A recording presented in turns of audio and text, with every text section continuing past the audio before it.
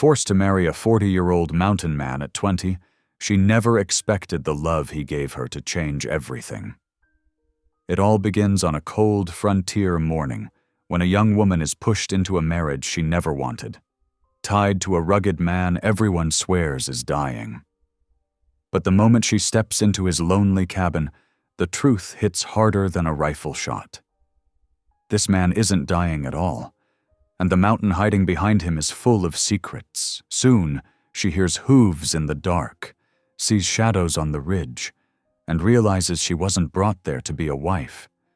She was brought there to be bait, because someone powerful wants that mountain, and they're willing to tear her life apart to get it.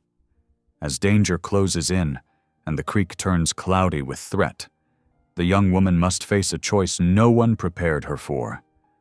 Trust the man who lied to save her, or run before the whole mountain falls on them both. When a forced marriage becomes a battlefield of truth and sacrifice. What will she do when the only man who can save her is the one who deceived her first? Drop a comment below and share which part of the world you're tuning in from today. If you enjoy stories like this, don't forget to subscribe for more. The autumn sun blazed through the boarding house kitchen windows, making the already sweltering room even more stifling. Sage McKenna wiped her brow with her apron and checked the cornbread in the cast-iron stove. Golden and perfect. The aroma of fresh-baked bread mingled with the hearty smell of beef stew simmering in a big pot. "Another day, another dozen mouths to feed," she murmured, her voice barely audible above the clatter of pots and the distant whistle of a passing train. The railroad had brought prosperity to their small Colorado town, but none of it seemed to reach the McKenna boarding house anymore. Not with her father's habits. As if summoned by her thoughts, raucous laughter drifted in from the saloon down the street. Sage's shoulders tensed. That's where her father would be, drinking and gambling away whatever meager earnings they'd managed to scrape together this week. The boarding house was nearly empty now. Only 3 regular boarders remained, barely enough to keep food on their own table. She pulled the cornbread from the oven, setting it carefully on the wooden counter to cool. Her hands, reddened from years of kitchen work, moved automatically through the familiar motions of evening meal preparation. At 29, Sage had spent more than half her life managing this kitchen, stepping in after her mother's passing when she was just 14. The back door creaked open, letting in a gust of cool air. Sage turned, expecting one of the boarders, but instead found Mr. Peterson, the storekeeper, and beside him, Mr. Warren, the land agent.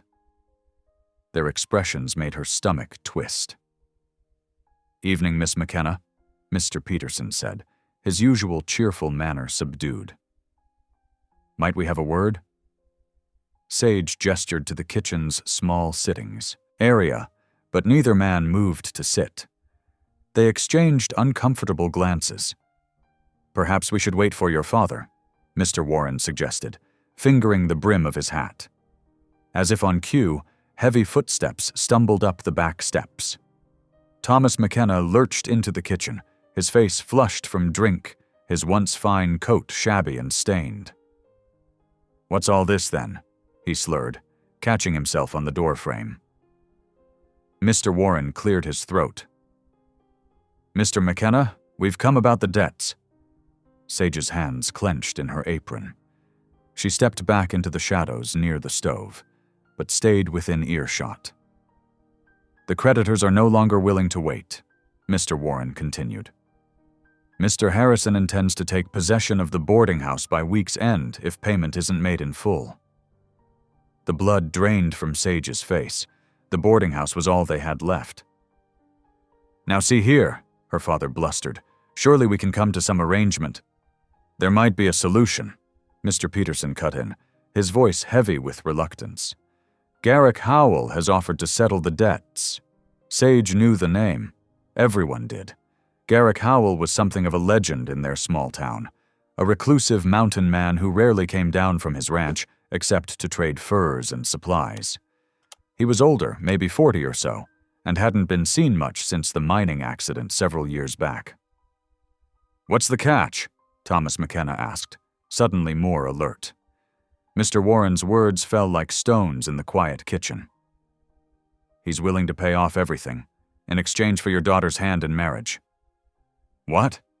Sage stepped forward, her voice sharp with disbelief. "Father, you can't—" But Thomas McKenna was already nodding. "Done," he said, without even looking at his daughter. "Tell Howell he has himself a deal." "Now wait just a minute," Sage protested, her heart pounding.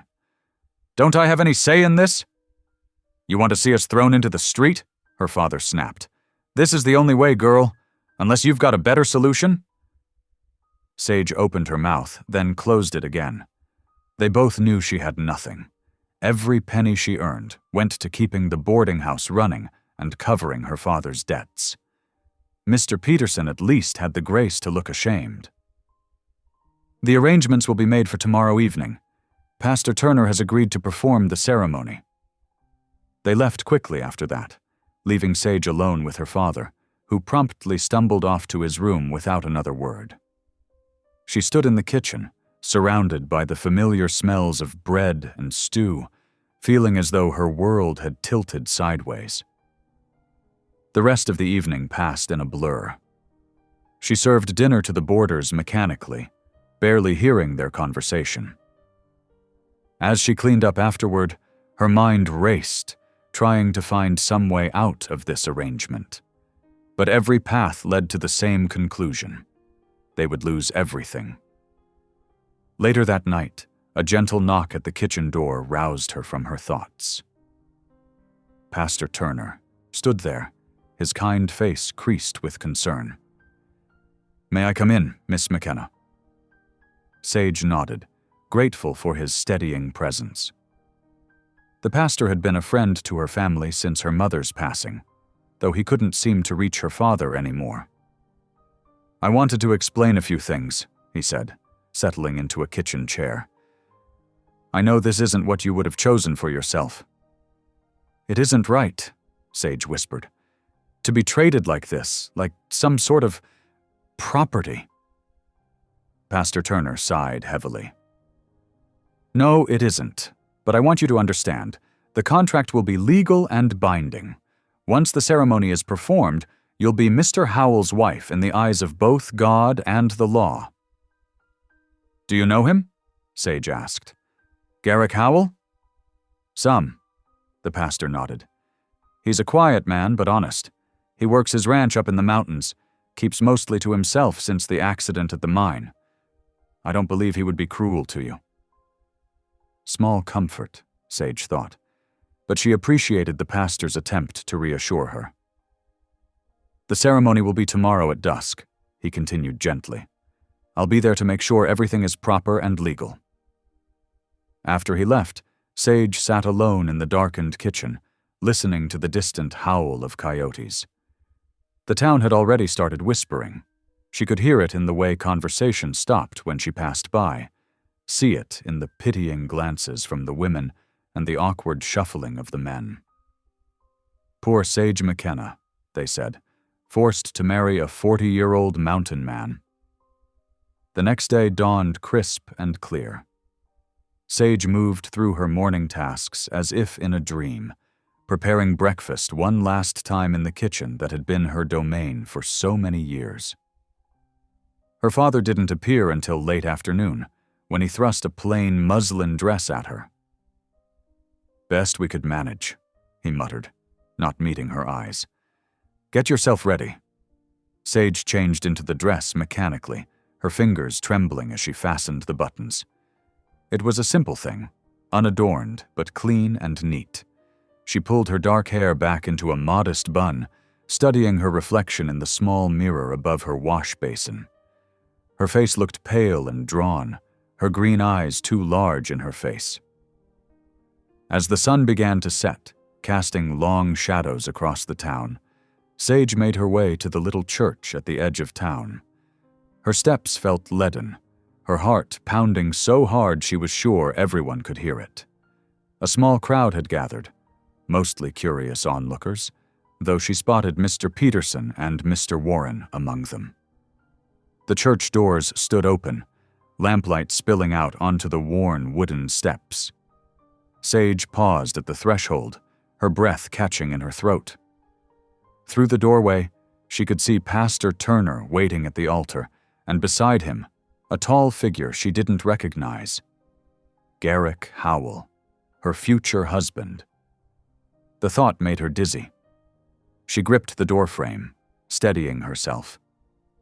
This was it, the moment her life would change forever. Behind her, she heard the whispers of the townspeople, their voices carrying in the evening air. Poor thing. 40 years old, can you imagine? Better than the streets, I suppose. Sage lifted her chin, squaring her shoulders. She wouldn't give them the satisfaction of seeing her breakdown. Whatever waited for her at that altar, she would face it with dignity. With one final steadying breath, she stepped into the church. The floorboards creaked beneath her feet as she walked down the short aisle, her plain dress rustling softly. The smell of pine and lamp oil filled the air, and somewhere in the gathering dusk, a mourning dove called. Her father appeared beside her, taking her arm in a grip that was anything but paternal.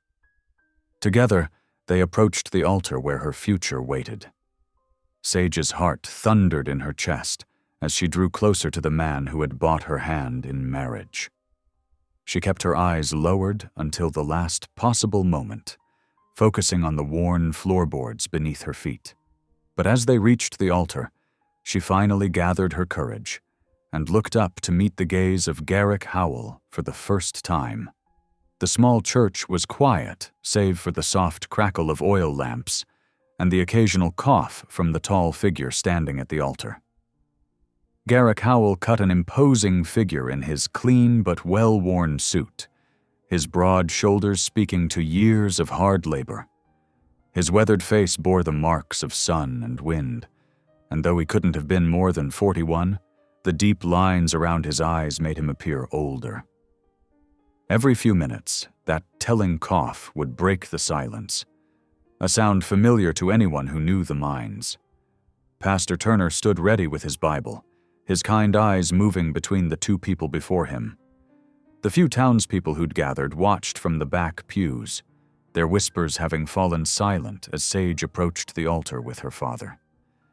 Sage felt her father release her arm, stepping back without a word. She kept her eyes forward, not wanting to see if he swayed from the drinks he'd already had today.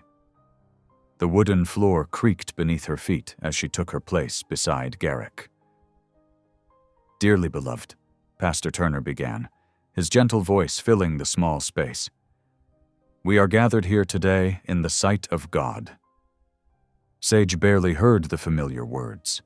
Her attention was caught by Garrick's profile as he stood beside her, straight-backed and solemn. His hands, rough and calloused, were clasped before him. When he coughed again, he turned his head away politely. "Garrick Howell," Pastor Turner said, "do you take this woman to be your lawfully wedded wife? Do you promise to provide for her, protect her, and keep her in sickness and in health, for as long as you both shall live?" Garrick's voice was steady and deep, touched with a slight mountain accent. "I do." "And do you, Sage McKenna, take this man to be your lawful husband? Do you promise to honor him, care for him, and keep him in sickness and in health, for as long as you both shall live?" Sage's throat felt tight. She could feel the eyes of everyone in the church upon her, waiting. Her voice came out barely above a whisper. I do." "The rings, please." Garrick produced 2 simple gold bands. His hands were gentle but firm as he slipped one onto her finger.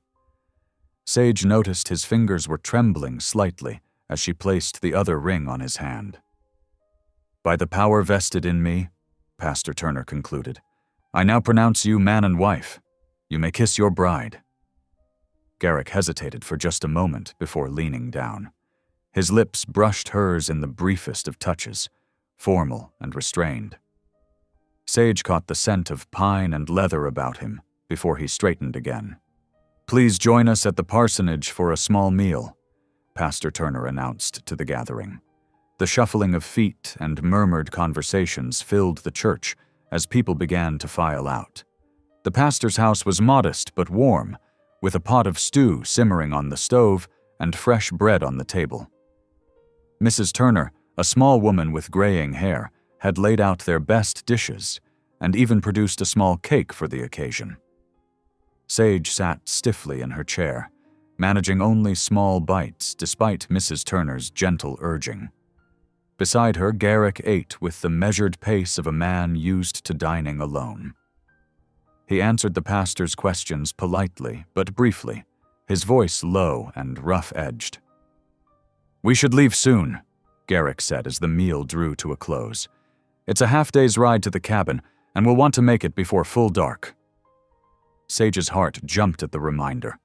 She hadn't even had time to pack more than a small bag of essentials. Of course, Pastor Turner nodded. "The days grow short this time of year." Outside, Sage found her father leaning against the church wall, a bottle already in his hand. The money Garrick had paid for her father's debts would keep him in whiskey for quite a while.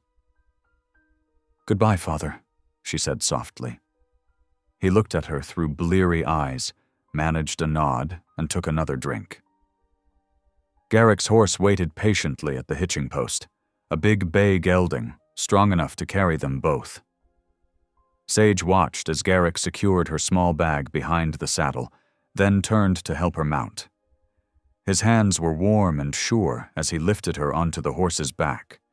He swung up in front of her with practiced ease. "You'll want to hold on," he said quietly. "The trail gets steep in places." Sage hesitantly placed her hands at his waist, feeling the solid strength of him. The horse's hooves clattered on the packed dirt of the main street as they rode out of town. A few people watched them go, but most had already returned to their evening routines. As they left the last buildings behind, the road began to climb. The afternoon sun slanted through the pines, casting long shadows across their path. The air grew cooler with each mile, and Sage was grateful for the warmth of the horse and the man she sat behind. They followed a creek that tumbled down from the mountains, its waters clear and swift.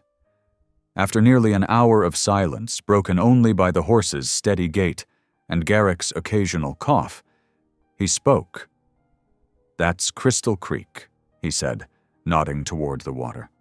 "Lifeblood of this valley. Feeds everything from the high meadows down to the town farms." Sage watched the water sparkle in the fading light. "It's beautiful," she offered quietly. The trail grew steeper, switching back and forth up the mountainside. The pines grew thicker, their branches reaching over the path. Sage's legs ached from the unfamiliar position, and the chill mountain air made her wish she'd brought a warmer shawl. As dusk settled in, Garrick lit a lantern that swayed from his saddle horn.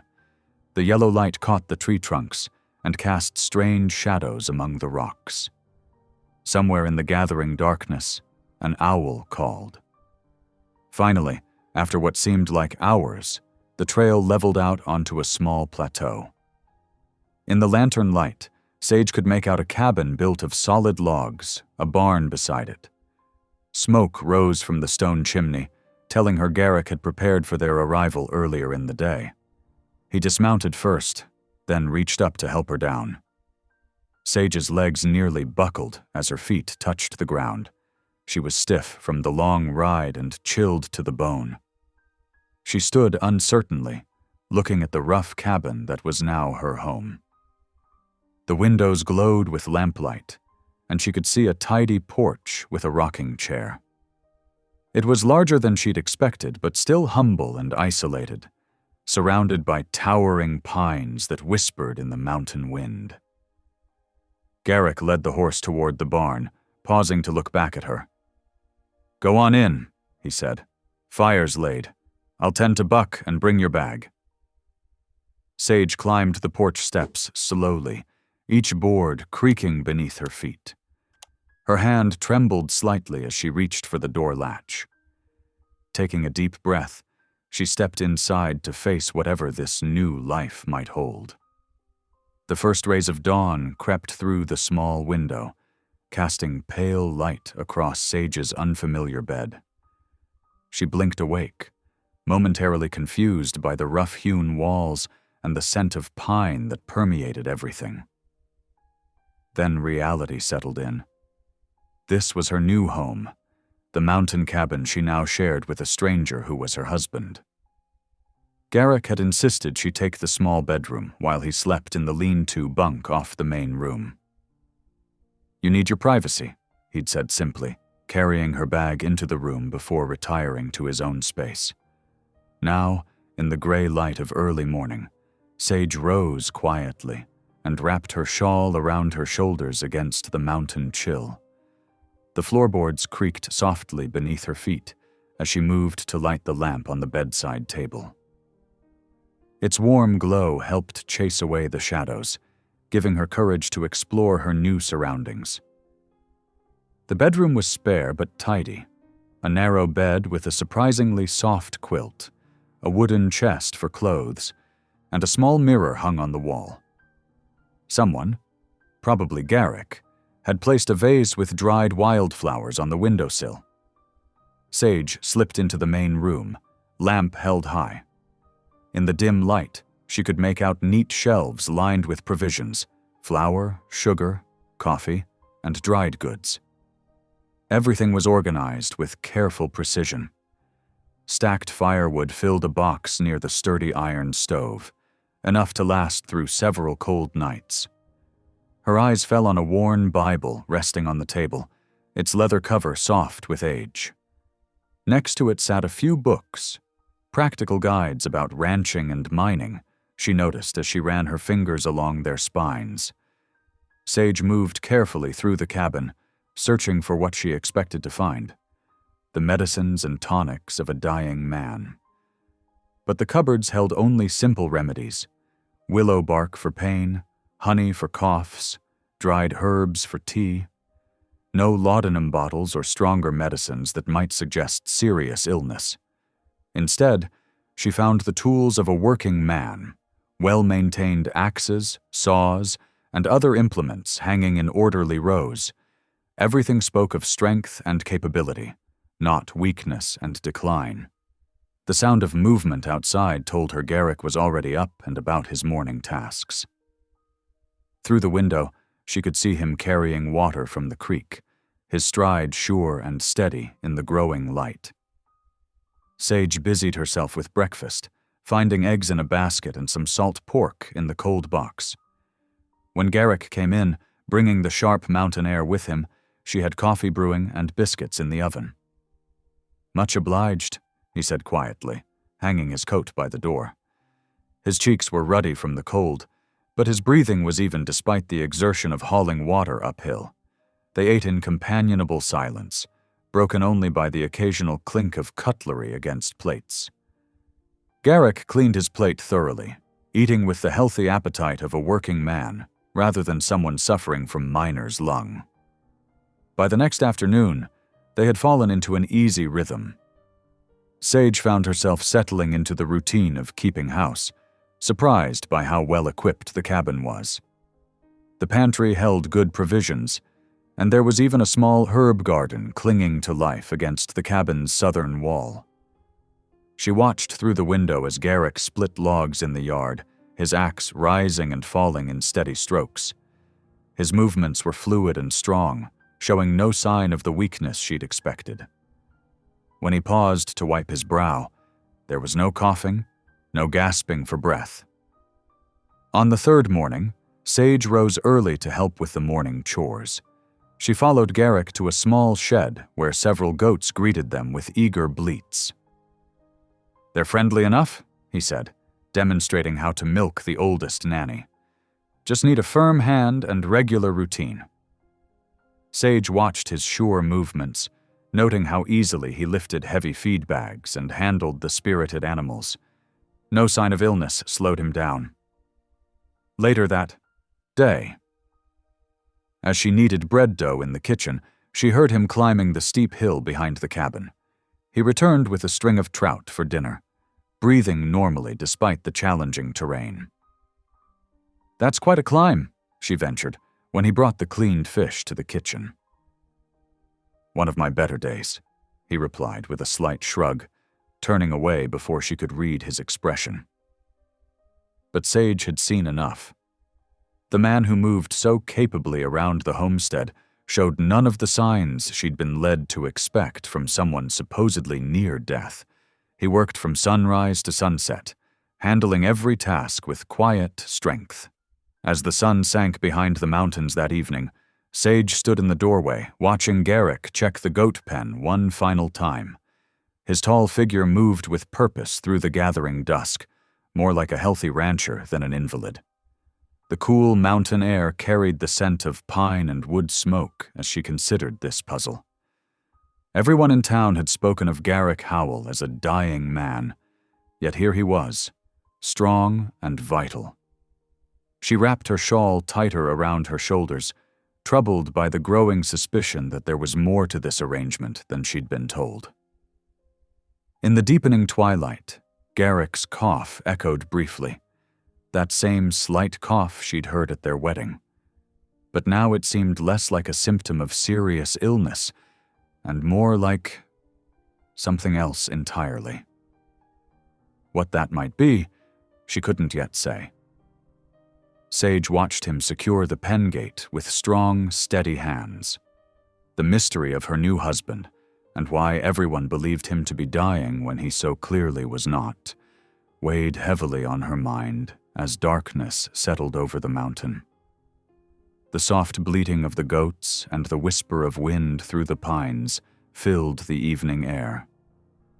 Sage remained in the doorway, studying Garrick's silhouette against the sunset-painted sky, wondering what other surprises her new life might hold.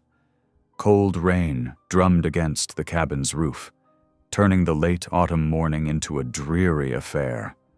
Water dripped steadily from the eaves, creating muddy puddles in the yard where chickens huddled beneath the porch for shelter.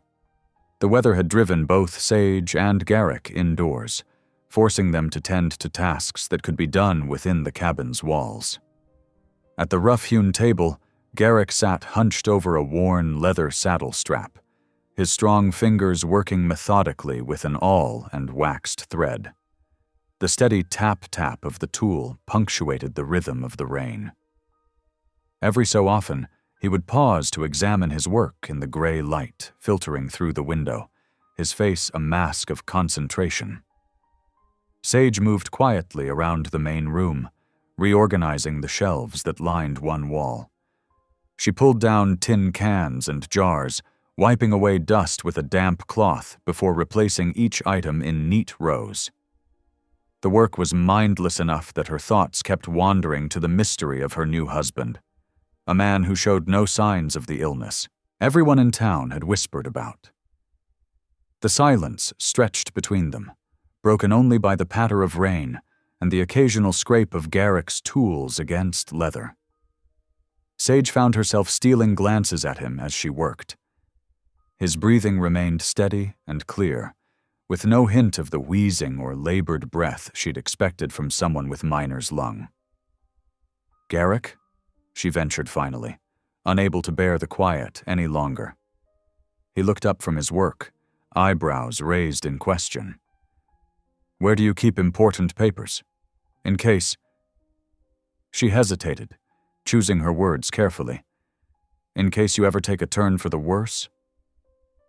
His hands stilled on the leather for just a moment before resuming their work. "Small desk in the corner," he grunted, jerking his chin toward a simple writing desk tucked against the far wall. His attention returned to the saddle strap, effectively ending the conversation. Sage nodded, filing away this information as she continued her cleaning. The rain showed no signs of letting up as morning stretched into afternoon. She moved on to folding linens, carrying neat stacks to store in various cupboards and drawers. As she reached to place some freshly folded cloths in the desk drawer, her elbow caught the edge of a smaller drawer above. It slid open with a sudden crack, spilling several carefully folded papers onto the floor. Sage quickly gathered them up, intending to return them without prying, but a glimpse of familiar handwriting caught her eye. The land agent's distinctive scrawl she recognized from the boarding house. Her hands trembled slightly as she unfolded the first document. It was a detailed map showing the boundaries of the mountain property, with the creek clearly marked running through its heart. Another paper revealed itself to be a draft of their marriage contract, the ink still relatively fresh. But it was the third document that made her breath catch. A letter referring to the Silver Crown Mining Syndicate and their challenge to Garrick's claim on the water rights. At the bottom of the pile, she found what made her stomach clench with sudden nausea.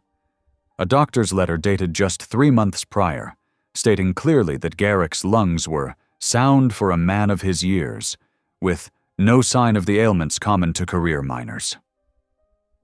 The papers slipped from her nerveless fingers back onto the desk. She gripped the edge of the furniture to steady herself as the truth crashed over her like a wave of icy water. The mysterious illness, the urgent marriage arrangement, the somber faces of the town officials. It had all been a carefully constructed lie.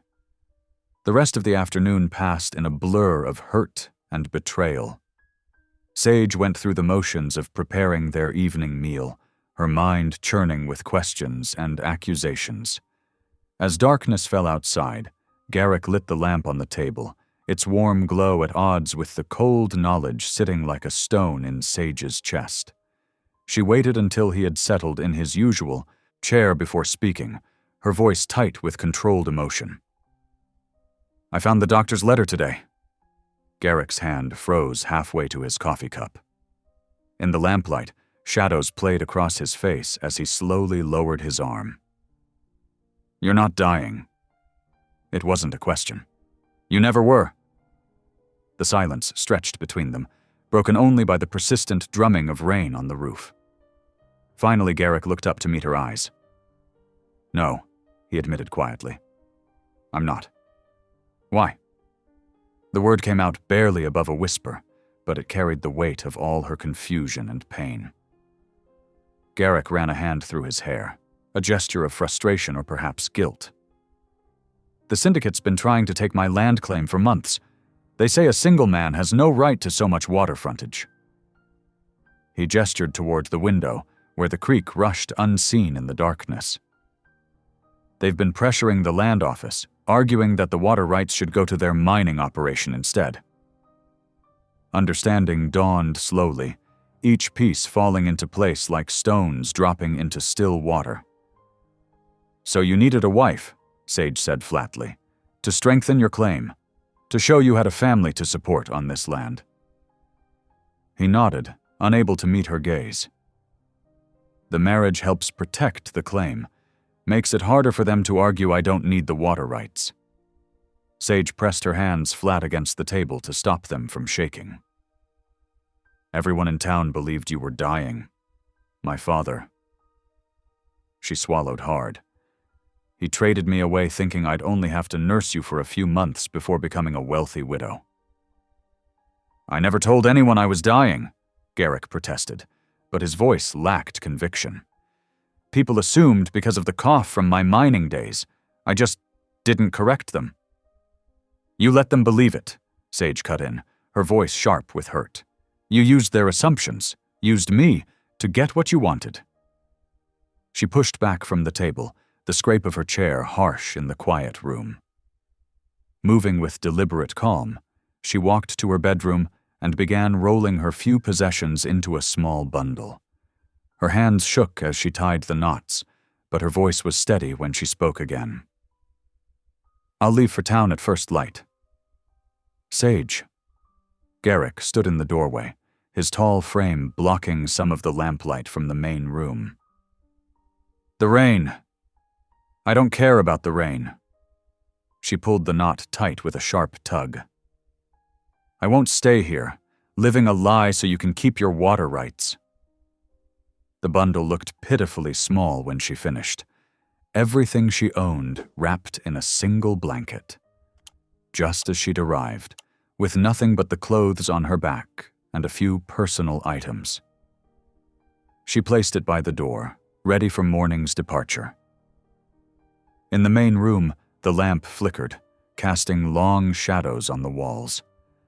Outside, the rain continued its relentless drumming, as steady as the pulse of betrayal beating in Sage's chest. She turned her back on Garrick, making it clear the discussion was over. After a long moment, his footsteps retreated, leaving her alone with the sound of rain and her shattered trust. She sat on the edge of the bed, staring at her small bundle of possessions, feeling every bit as lost and adrift as she had the day her father traded her away. The lamp in the main room burned low, its dim light seeping under the door as the long night stretched ahead. Tomorrow would bring whatever it would bring, but for now, Sage could only sit in the darkness, listening to the rain and wondering how she could have been so thoroughly deceived. Dawn crept over the mountains in pale threads of light, casting long shadows through the pines. Sage stood on the cabin's front porch, her small bundle clutched tight against her chest.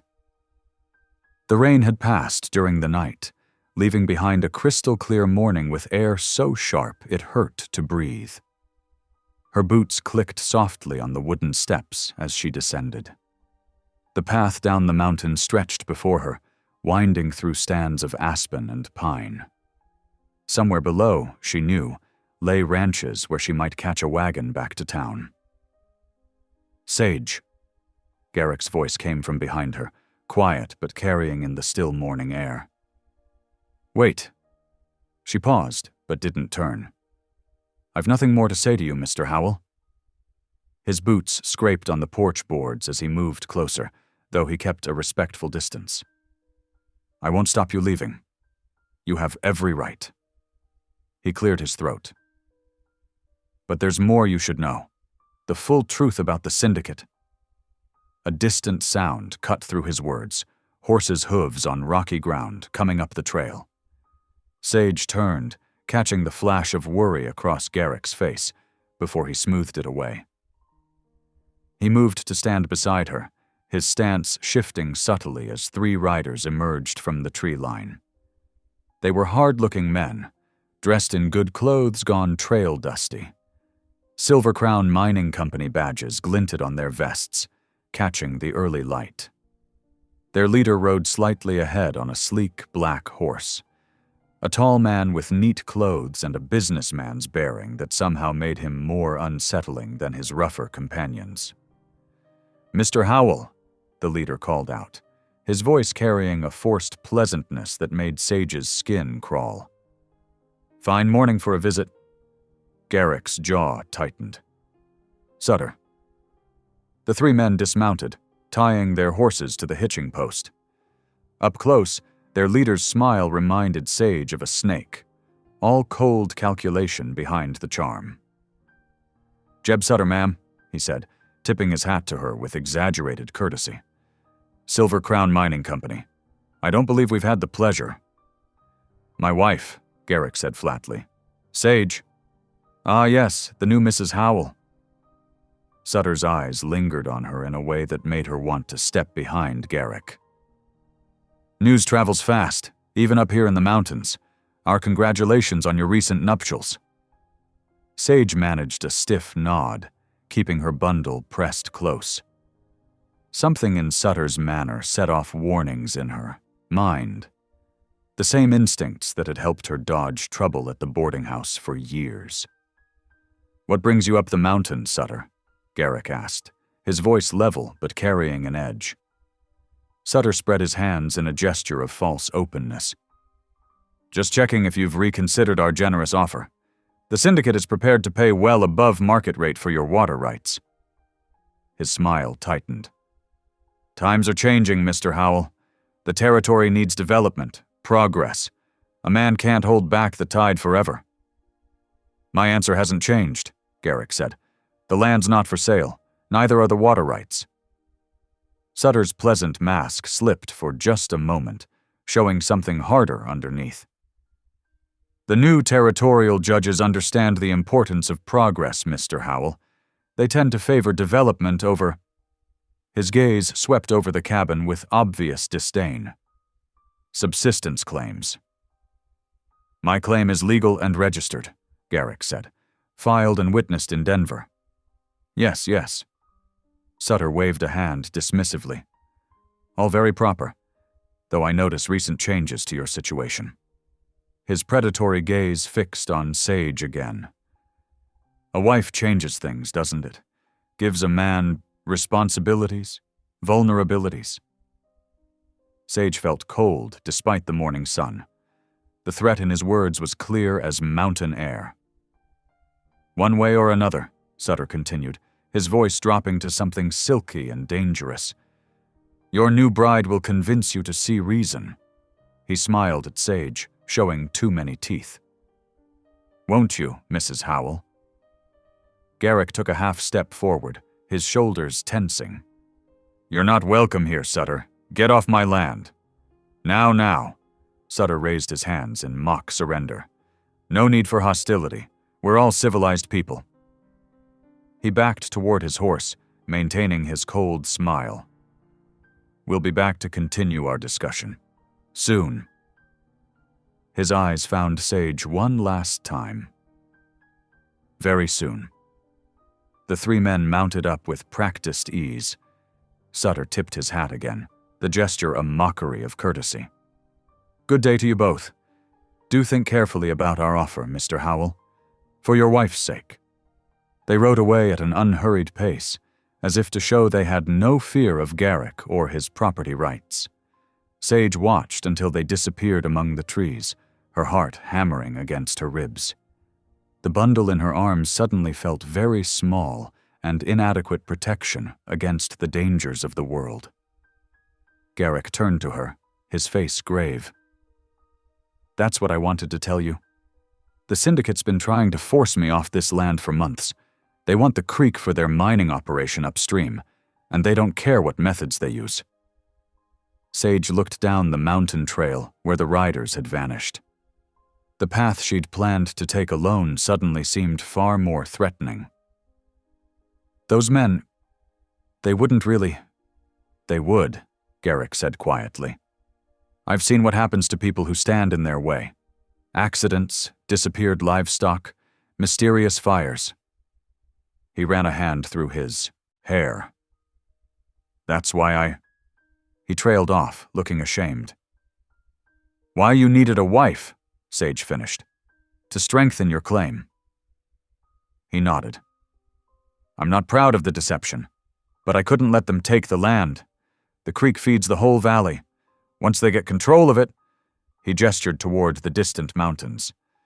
Their mining operation will poison everything downstream. They've done it before. Sage wrapped her arms tighter around her bundle, weighing her options. The thought of staying with a man who had deceived her made her stomach churn. But the memory of Sutter's predatory smile sent chills down her spine. As if reading her thoughts, Garrick spoke softly. I won't force you to stay, but going down that trail alone right now. He let the words hang in the crisp morning air. Sage closed her eyes, feeling trapped between impossible choices. How long? She finally asked. Until we can make safer arrangements? A few days, maybe a week, Garrick said. Time to send word to the marshal in Denver, alert some people I trust. He met her eyes steadily. I give you my word. No more lies. And when it's safe, if you still want to leave, I won't stop you. Sage looked down at her small bundle of possessions, then back at the mountain trail. Sutter's threats echoed in her mind, along with the cold calculation in his eyes when he looked at her. Finally, she turned toward the cabin door. I'll stay, she said quietly, stepping back inside. For now. She set her bundle down beside the door. the soft thump feeling like both a surrender and a reprieve. Through the window, she could see the sun climbing higher over the mountains, casting long shadows across the yard where Sutter and his men had stood minutes before. The morning that had started with such certainty, her righteous anger driving her toward escape, had twisted into something far more complicated. Now she stood in the cabin doorway, caught between a husband who had deceived her and men who would use her as leverage without hesitation. "I'll make breakfast," she said finally, needing the familiar routine to steady herself. Garrick nodded, relief visible in the slight lowering of his shoulders. "Thank you," he said softly, and Sage knew he meant for more than just the meal. She moved toward the kitchen area, her mind already sorting through their limited options. They would need supplies if trouble was coming. The root cellar would need checking. The cabin's defenses. She pushed the thoughts aside for the moment, focusing on the immediate task of breakfast. There would be time later to plan, to worry, to figure out how to navigate this new threat that had transformed her simple escape into something far more dangerous. For now, she was staying. Not out of trust or forgiveness, but out of the simple calculation that Garrick's protection, despite his deception, was preferable to facing Sutter's brand of civilization alone. The morning sun streamed through the cabin windows as Sage began her work, casting long shadows across the floor. Somewhere in the distance, a bird called out a warning cry, sharp and clear in the mountain air. The afternoon sun slanted through the cabin windows as Sage set 2 bowls of rabbit stew on the rough-hewn table. Garrick sat across from her, the silence between them heavy with unspoken words. Steam rose from the bowls, carrying the scent of sage and wild onions she'd found growing near the cabin. "Tell me about the creek," Sage said finally, breaking the quiet. "Why is it so important that the syndicate wants it badly enough to threaten us?" Garrick stirred his stew, gathering his thoughts. "Silver Crown Creek starts up near Timberline," he explained, his voice low and steady. "Pure snowmelt and springs. It's the main water source for the whole valley below us." He gestured toward the window. "My land includes most of the upper reaches, the headwaters. That's what the syndicate really wants." "For their mining operation?" Sage asked, remembering Sutter's words about development and progress. Garrick nodded grimly. "They're working a silver vein up in the high country. But to get at it properly, they need water. Lots of it.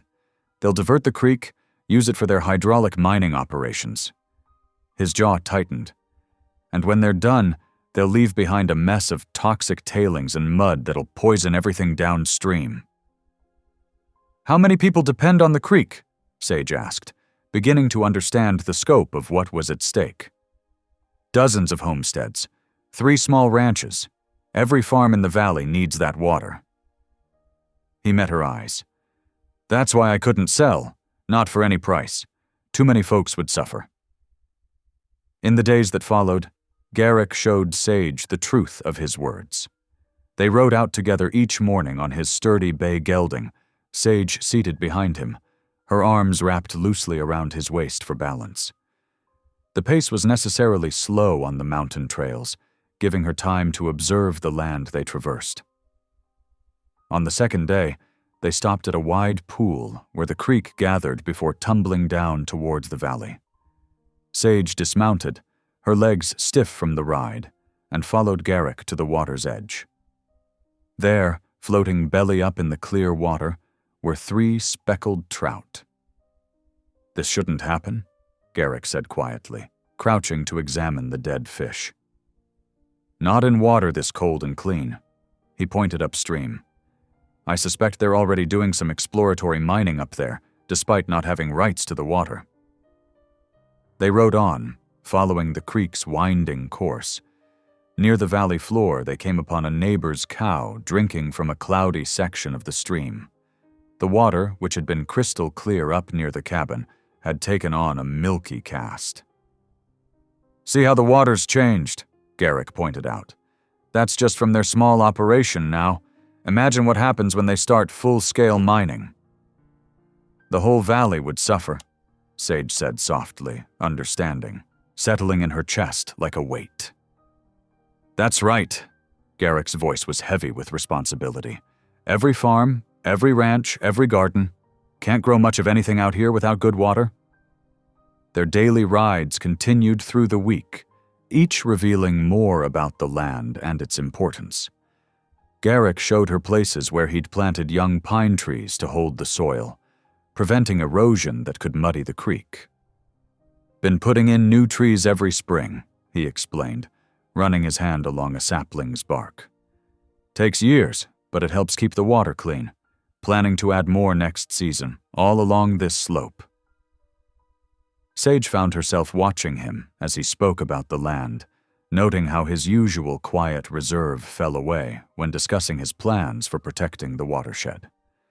His dedication was obvious in every careful choice he'd made, from the placement of each tree to the way he maintained the creek banks.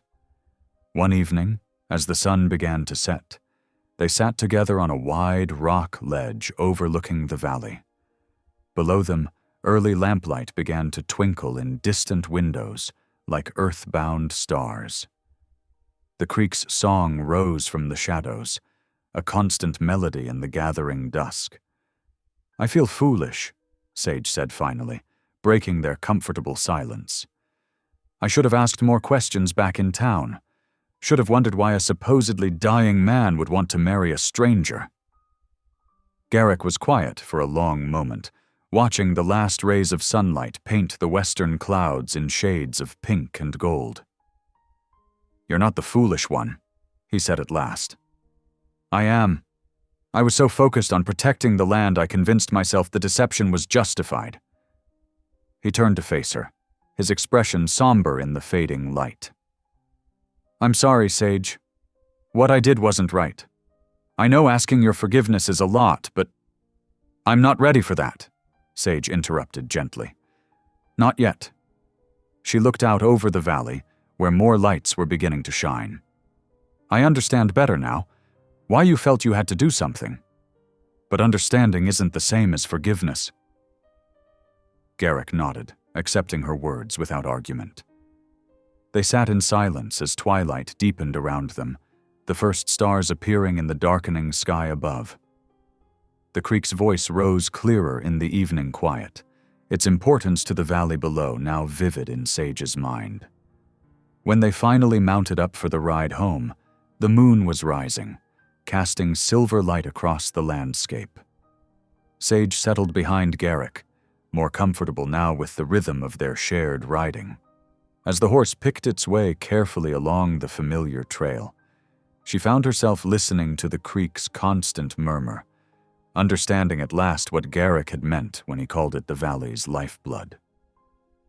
The sound followed them all the way back to the cabin, a reminder of what was at stake. Not just for them, but for every family whose life depended on the clean, cold water flowing down from the mountains. Sage knew she didn't yet have answers for all the questions between her and Garrick, but at least now she understood the true weight of what they faced.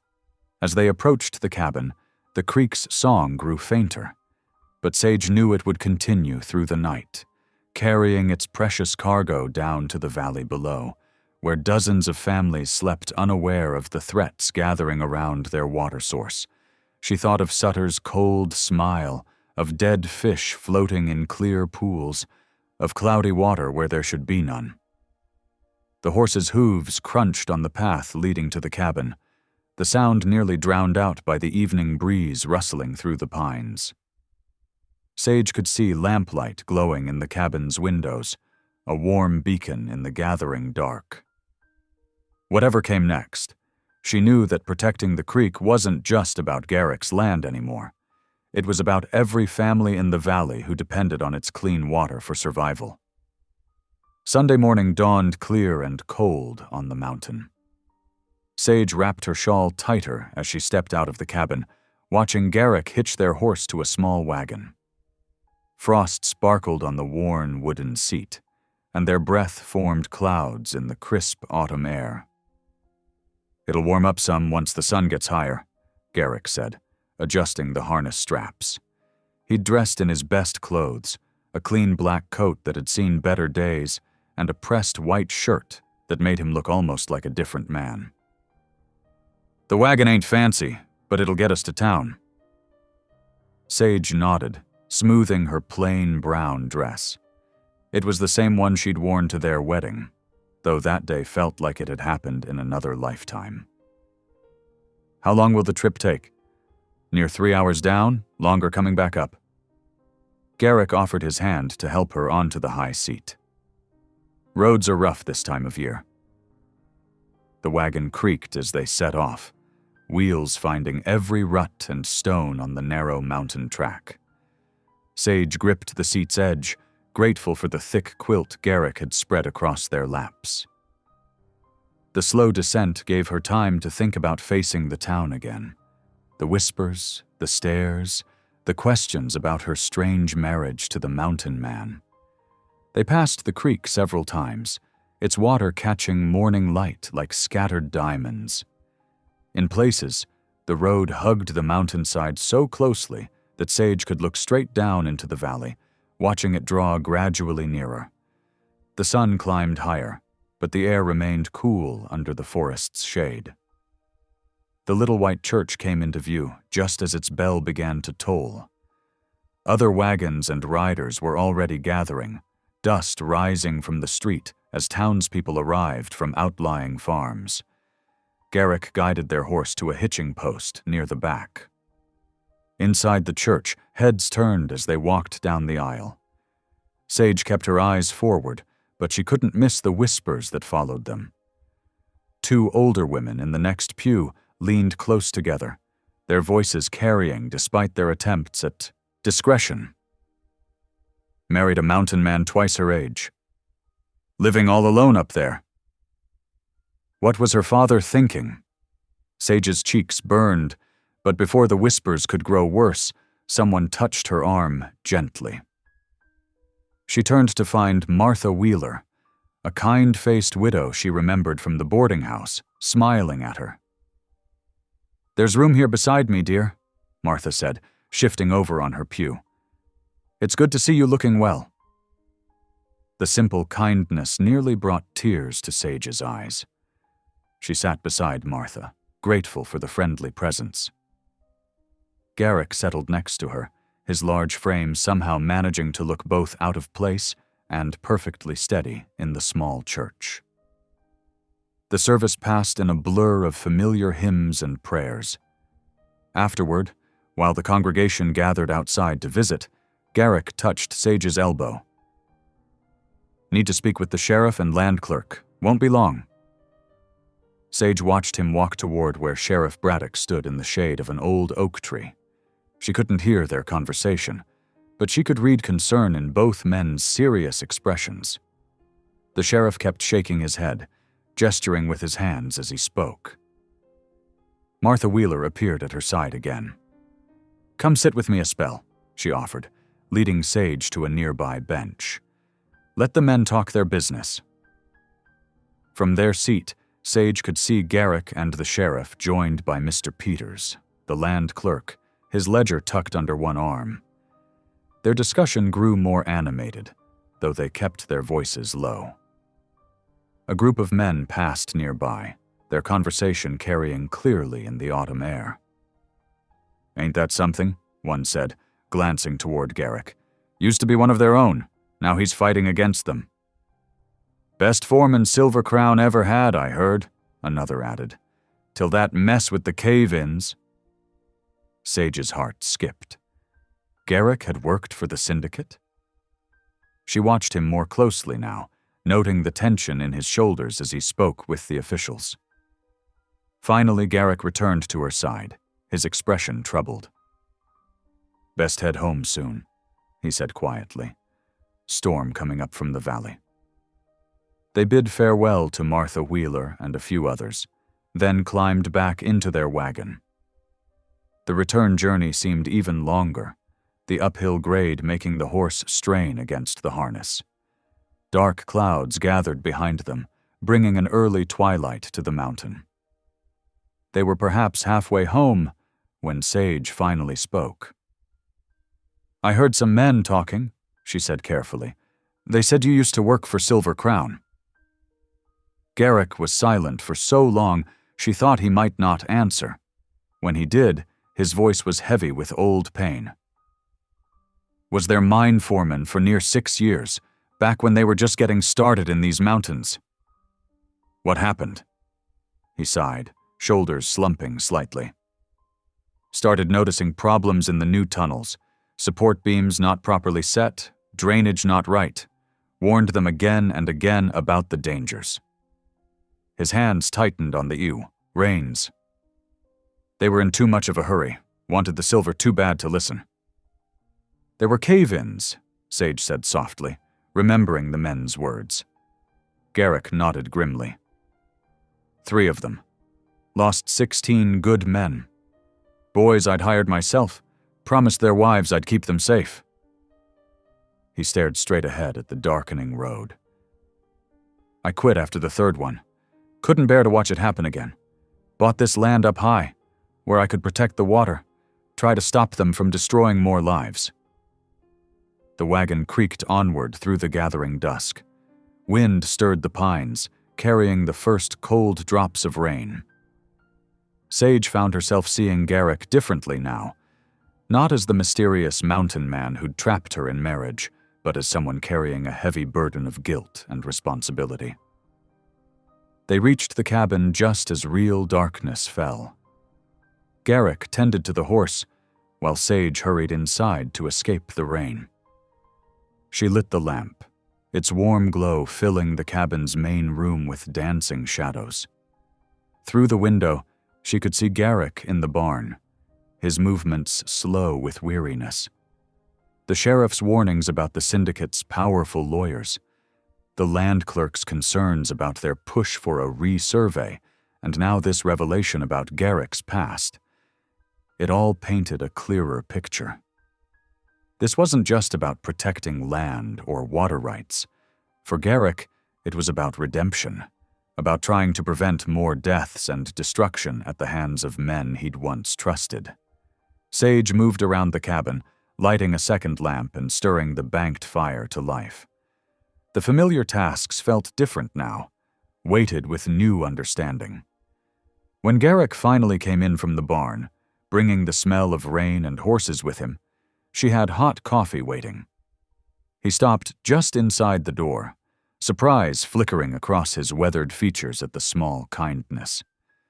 In the lamplight, Sage could see the weight of the past in the lines around his eyes, the set of his shoulders. He wasn't just a man running from his past. He was trying to make right what had gone so terribly wrong. The rain drummed steadily on the cabin's roof as they sat in silence, sharing the coffee and their own thoughts. There were still walls between them, built of secrets and circumstances. But Sage felt some of those walls beginning to crumble, worn away by truth and growing understanding. Dawn crept over the mountain in shades of slate and pewter, the sun barely visible through a thick blanket of clouds. Sage stood at the cabin window, watching the gray light slowly reveal the landscape. The coffee pot bubbled on the stove behind her, its familiar scent mingling with wood smoke. Garrick's boots scraped on the porch, and he entered, bringing a gust of cold air. "Gonna be a raw day," he said, stamping his feet to warm them. "Found tracks in the mud near the west fence. Someone's been prowling." Sage poured him coffee in a thick ceramic mug. "The syndicate men?" He nodded, warming his hands around the mug. "Reckon so. Best keep alert." Over the next 3 days, the threats grew bolder. On the first morning, Garrick found a section of fence cut clean through, posts knocked sideways as if hit by something heavy. He spent hours repairing it while Sage kept watch from the cabin door, a loaded shotgun propped beside her. The second day brought a note, crude letters scratched on brown paper, nailed to their door before dawn. Sell or suffer. Sage's hands shook as she pulled it down, but her voice remained steady when she read it aloud to Garrick. He said nothing, but she noticed him checking the load in his old single-action revolver more often, though the weapon seemed to sit uneasily on his hip. On the third day, distant explosions echoed through the valleys, making the cabin windows rattle. "Testing charges," Garrick explained grimly, looking for weak spots in the rock, places to sink new shafts. Each blast seemed to draw closer, like thunder rolling up the mountainside. Sage threw herself into practical preparations, refusing to be helpless. She helped Garrick reinforce the cabin's shutters with extra boards, learning to handle hammer and nails with growing confidence. They hauled in more firewood than usual, stacking it high along the inner walls. Garrick showed her how to work the pump when it froze, which plants made good medicine, where he kept spare ammunition. "You're a quick study," he remarked one afternoon, watching her split kindling with sure strokes. "Most city folks take longer to learn mountain ways." "I'm not most city folks," she replied, surprising herself with a small smile.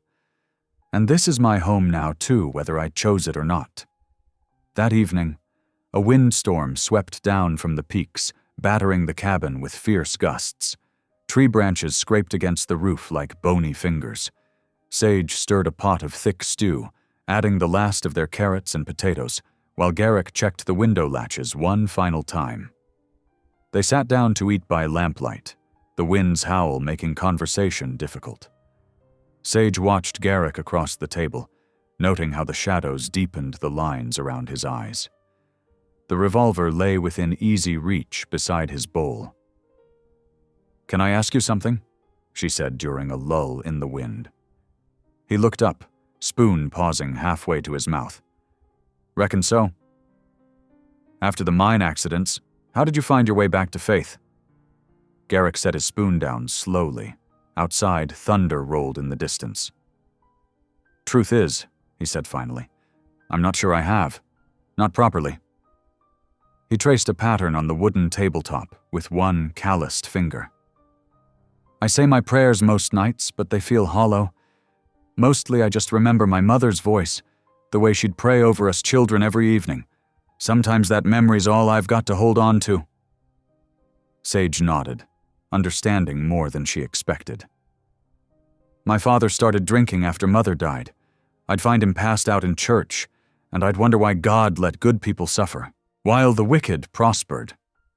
She stirred her stew, gathering her thoughts. "But I never quite lost hope. Maybe that's foolish, but I still believe God can mend broken things, broken lives, broken faith, broken promises." "Even broken marriages?" Garrick's voice was very quiet. Before she could answer, a particularly violent gust rattled the cabin. The lantern flickered once, twice, then went out, plunging them into darkness broken only by the dull red glow of the stove's banked coals. They sat in silence, listening to the storm rage outside. Thunder boomed closer now, and rain began to pelt the roof. In the darkness, Sage felt strangely safe, as if the shadows made it easier to be honest. "I'm not sorry I stayed," she said softly. "Even with all this danger, at least here I'm doing something that matters." "Sage." Garrick's voice came from the darkness, rough with emotion. "I swear to you, I'll protect you whatever it costs. He paused, uncertainty creeping into his tone. "I'm not sure how, against men like these." The wind moaned around the cabin's corners, and somewhere in the distance, a coyote called to its mate. Sage wrapped her hands around her cooling coffee cup, feeling the weight of Garrick's promise settle around her shoulders like a warm shawl. It wasn't a solution to their problems, but it was something real, something true to hold on to in the gathering storm. They sat together in the darkness until the coals died down, sharing the quiet and their unspoken fears, while outside the wind continued to howl its warning across the mountain. The storm's fury intensified as night settled over the mountain. The earlier wind had given way to sheets of driving rain that drummed against the cabin's roof and windows. Inside, Sage added another log to the stove, while Garrick checked the shutters one final time before bed. "That'll hold," he said, giving the wooden panels a firm pat. "Though I reckon we'll have mud to deal with come morning." Lightning flashed, illuminating the cabin in stark white before plunging it back into the warm glow of their single lamp. Thunder followed almost immediately, a deep rumble that seemed to shake the very foundations. The clock on the mantel was approaching midnight when the pounding started. Not thunder this time, but desperate fists against their door. Sage jerked upright from where she'd been dozing in her chair, heart racing. Garrick was already moving, his revolver drawn but held low. "Who's there?" he called, voice firm. The only answer was more frantic knocking, and what sounded like a sob. Garrick shared a quick look with Sage, who had grabbed the shotgun from its place by the hearth. She nodded, keeping the weapon trained on the door as Garrick cautiously opened it. A small figure stumbled across the threshold and collapsed at their feet. It was a boy, no more than 10 years old, soaked to the bone and shivering violently. His clothes were torn and muddy, and he clutched a ragged blanket that might once have been blue. "Lord have mercy," Sage breathed, setting aside the shotgun. She knelt beside the child, pressing a gentle hand to his forehead. "He's burning up." Garrick holstered his revolver and helped lift the boy, carrying him to the chair nearest the stove. "Easy there, son. You're safe now." The boy's eyes were glassy with fever, his dark hair plastered to his face. He tried to speak but could only manage a weak cough. "We need to get him out of these wet things," Sage said, already moving with purpose. She gathered clean quilts from the chest, while Garrick supported the barely conscious child. "Help me with his clothes. Careful now." Together they worked quickly, stripping off the boy's sodden garments. Sage gasped when she saw the bruises on his thin arms and back, some fresh and purple, others fading to yellow. Garrick's jaw tightened, but he said nothing as they wrapped the child in warm quilts. "I'll make some willow bark tea," Sage said, moving to the stove. "For the fever." While she worked, the boy drifted in and out of consciousness, occasionally muttering in Spanish. Garrick leaned closer, trying to make out the words. "His name's Thomas," he said after a moment. "Thomas Alvarez. I remember hearing about his father." "What happened?" "Mine collapse, about 2 months back. Silver crown shaft." Garrick's voice was heavy with old grief. "I tried to warn them about those support beams." Sage brought the tea, helping Thomas take small sips.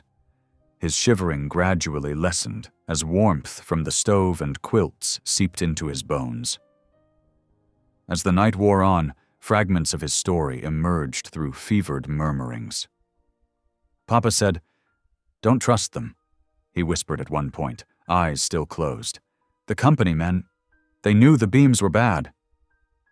Later, "They came to our house, said we had to leave, no troublemakers allowed." And then, just before dawn, "Heard stories. Big man in the mountains. Fights the company." Sage and Garrick shared watches through the long night, one sleeping while the other tended the boy. Sage found herself humming old hymns her mother had sung, smoothing Thomas's dark hair back from his forehead. Several times, she caught herself whispering prayers over him, for healing, for protection, for the peace that had been stolen from him too young. The rain continued through the next day, softer now but steady. Thomas slept fitfully, occasionally calling out for his father before Sage's gentle voice would soothe him back to rest. She made chicken broth from their precious store of preserved meat, coaxing him to take a few spoonfuls whenever he wakened. Garrick spent the morning reinforcing their defenses, acutely aware that they now had an even more vulnerable charge to protect.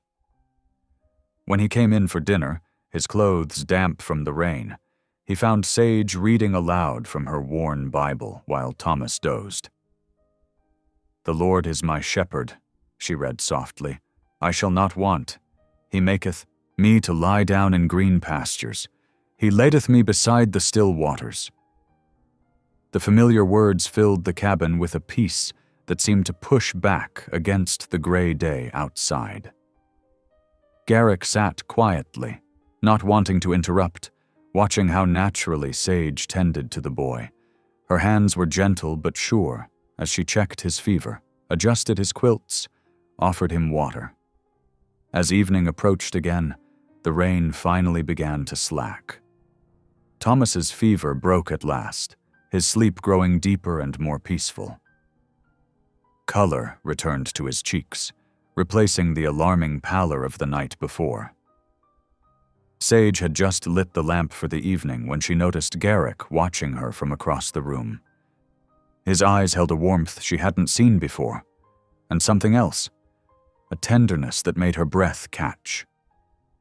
She realized suddenly that the cabin no longer felt like a prison or an obligation. Somehow, in caring for this wounded child together, it had begun to feel like something else entirely. Like home. The lamp cast a gentle glow over them all, Thomas sleeping peacefully in his nest of quilts, Sage in her rocking chair beside him, Garrick standing guard by the window. Outside, the rain had softened to a gentle patter, nature's own lullaby. Inside, the three of them formed a picture that none had expected but that somehow felt right, as if pieces of a broken puzzle had finally found their proper places. Sage met Garrick's gaze and held it, seeing in his eyes the same recognition she felt in her heart. They had started as strangers bound by a loveless contract, but something was changing. In helping this orphaned boy, in fighting for something larger than themselves, they were becoming something new. They were becoming a family. Morning sunlight pierced through the clouds for the first time in days, casting golden beams across the cabin's wooden floor. Sage stood at the window, savoring the warmth on her face, while she kneaded dough for breakfast biscuits. Behind her, Thomas sat wrapped in a quilt at the table, his color much improved from 2 nights before. "Would you like to learn how to make these?" she asked, glancing over her shoulder. Thomas nodded eagerly, though he kept the quilt tight around his shoulders. "Yes, please, Miss Sage." She smiled at the formal address, which he'd adopted shortly after his fever broke. "Come on then. First we need flour on our hands so the dough won't stick." Over the next 2 days, life settled into a gentle rhythm. Thomas regained his strength steadily, moving from bed to helping with small tasks around the cabin. His favorite spot became the wooden chair by the stove, where he would sit and watch Sage cook, asking questions about everything she did. "My mama used to cook," he said softly one morning, helping her shell peas. "But I don't remember all her recipes anymore." Sage's heart ached at the loss in his voice. "Well then, we'll just have to make new memories, won't we? Here, let me teach you a hymn my mama taught me." She began to hum softly, then sang, "Amazing grace, how sweet the sound." Her voice was clear and sweet in the morning quiet. Thomas listened intently, then joined in on the second verse, his young voice blending with hers. Garrick, coming in with an armload of firewood, paused in the doorway to listen. Something in his expression softened as he watched them, though he tried to hide it by busying himself with stacking the wood. Later that afternoon, while Thomas napped, Garrick sat at the table with his pocket knife and a piece of pine wood. His large hands moved with surprising delicacy as he carved, occasionally blowing away the fine shavings. "What are you making?" Sage asked, pausing in her mending. Nothing much, he muttered, but his eyes held a hint of mischief. By evening, a small wooden horse had emerged from the block, its lines simple but graceful. When Thomas woke, Garrick presented it without ceremony, just a gentle, "Here, boy," as he set it on the table. Thomas's eyes lit up.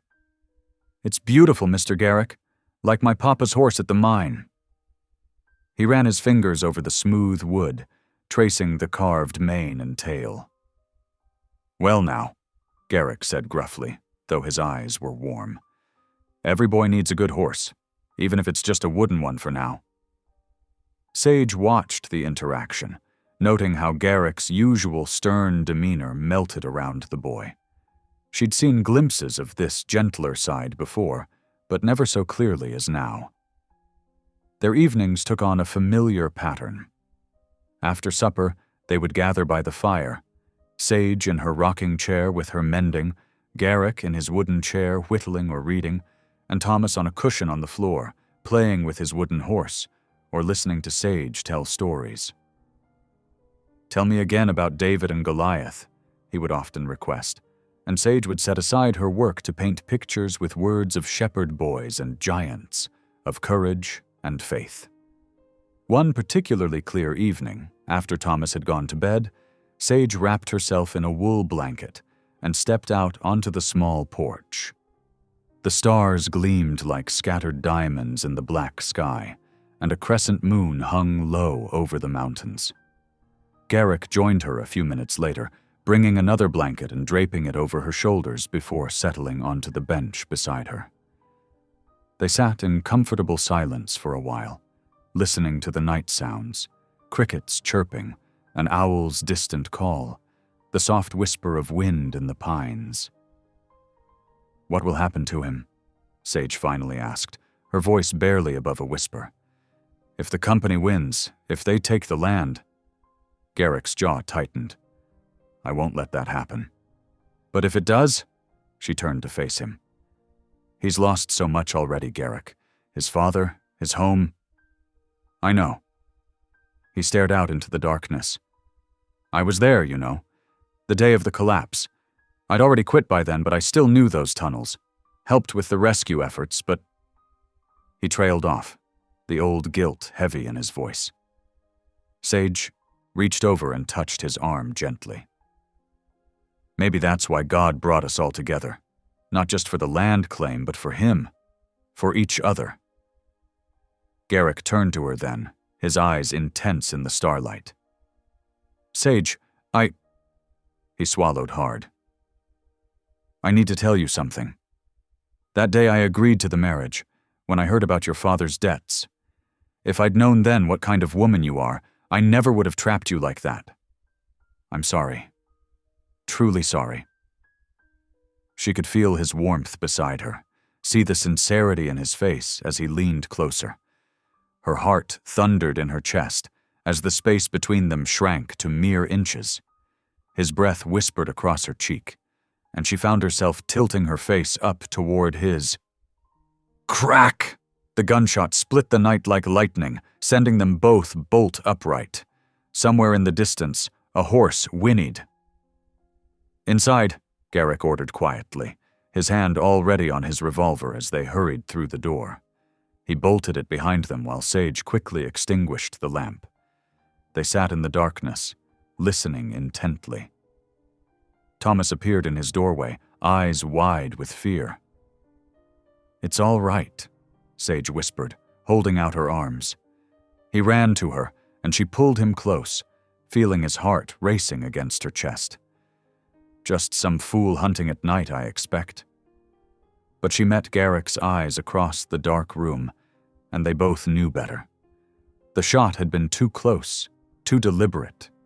A warning, perhaps, or a reminder that their peaceful interlude couldn't last forever.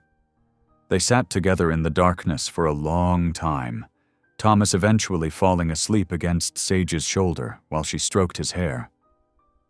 The moment on the porch, that breathless, almost kiss, the words that had hung unspoken between them, felt both immediate and somehow distant, like a dream interrupted.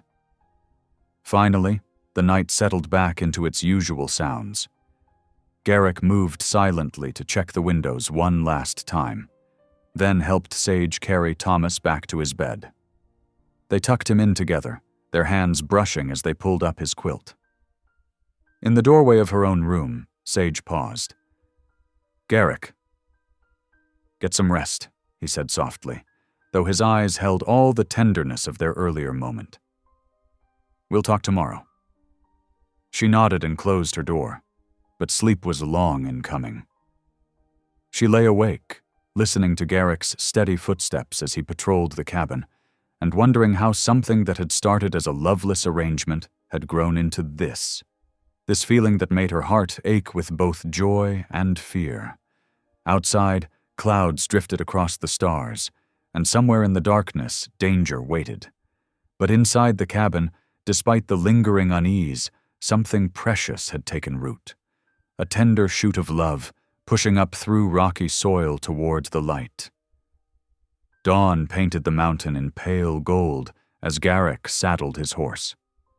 The morning air held autumn's bite, and his breath clouded in front of him as he checked the cinch.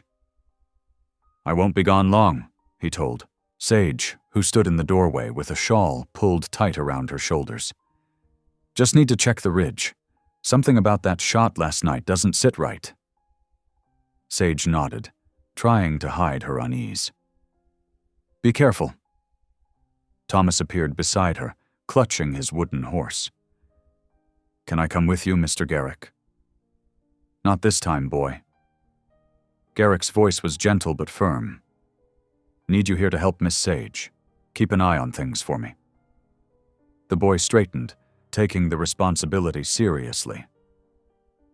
"Yes, sir." Garrick mounted smoothly, settling into the saddle. His revolver hung at his hip, and he'd strapped his old Winchester rifle to the saddle, just in case. He wasn't expecting trouble, but after last night's warning shot, he wasn't taking chances. "Bar the door behind me," he instructed Sage. "I'll be back before midday." She watched him ride out, following the steep trail that wound up toward the ridgeline.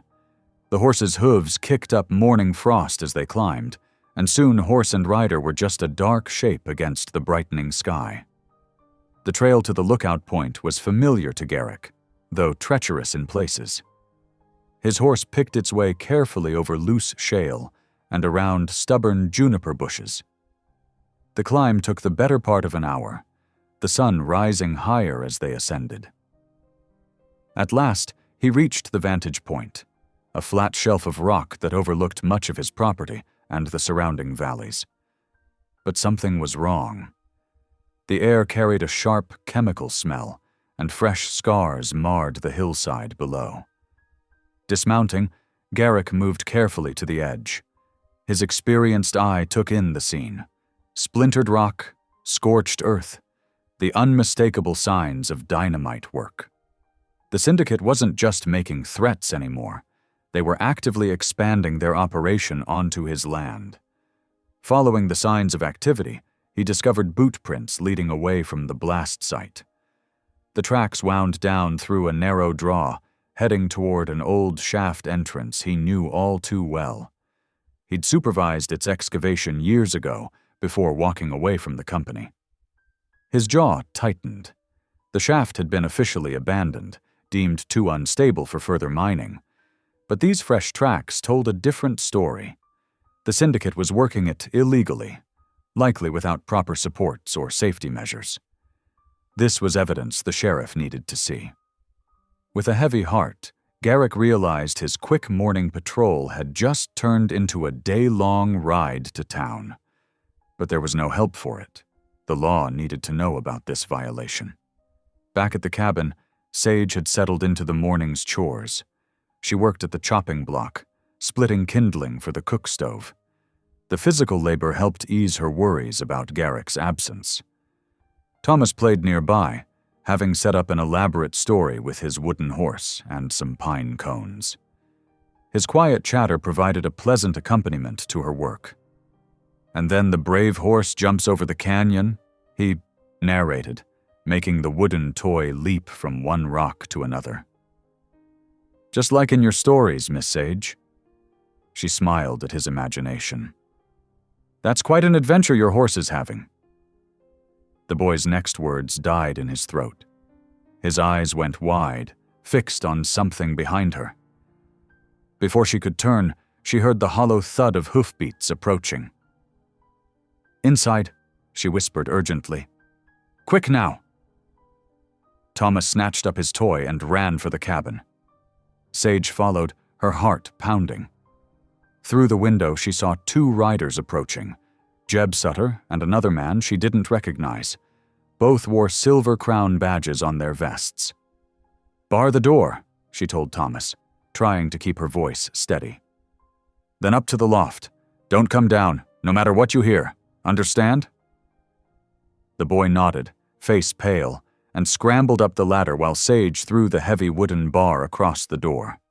She had barely finished when heavy boots thudded on the porch. "Mrs. Howell?"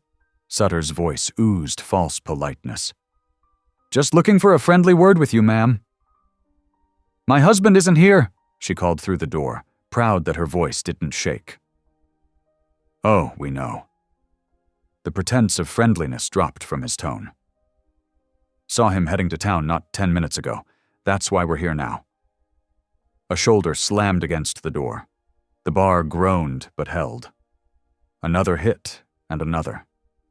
On the 4th impact, the bar splintered and the door burst inward. Sutter stepped through, brushing wood splinters from his vest. His companion, a broad-shouldered man with cold eyes, followed. "Now then," Sutter said, straightening his cuffs. "Let's have that friendly talk." Sage backed away, her eyes darting between the 2 men. "There's nothing to talk about. This is private property. You need to leave." "Oh, but we do have something to discuss." Sutter's smile never reached his eyes. "See, your husband's being unreasonable about this land matter. Won't listen to sense. But we figured he might listen to you." "I don't know what you're talking about." She kept backing up until she hit the table. "It's simple, really." He pulled a folded document from his vest. "This is a deed transfer. All your husband has to do is sign it, and all his troubles go away." His smile widened. "Of course, if he doesn't sign it, well, accidents happen, especially to pretty young wives who disappear into these mountains, never to be seen again." Before Sage could react, the other man moved with surprising speed. A rough hand clamped over her mouth, stifling her scream. She kicked and struggled, but he was too strong. Now, Sutter tisked, pulling a length of rope from his saddlebag. "Don't make this harder than it needs to be." From his hiding place in the loft, Thomas watched in horror as they bound Sage's hands and gagged her with a bandana. Tears rolled silently down his cheeks as he clutched his wooden horse, wanting desperately to help, but knowing he was too small, too weak to stop them. "Up you go," Sutter said, as his man lifted Sage onto one of their horses. "We're going to take a little ride to the old shaft. Your husband knows the place well. Used to run it, matter of fact." He mounted behind her, keeping a firm grip on her arm. "We'll wait there for him to come to his senses." They rode out, taking the trail that led deeper into the mountains. Sage tried to twist around to catch one last glimpse of the cabin, but Sutter's grip tightened painfully on her arm. "Eyes forward, Mrs. Howell. Wouldn't want you falling off now." The horses picked up speed as they left the clearing. Through her terror, Sage could only pray. Pray that Thomas would stay safe. Pray that Garrick would somehow know something was wrong. Pray that help would come before it was too late.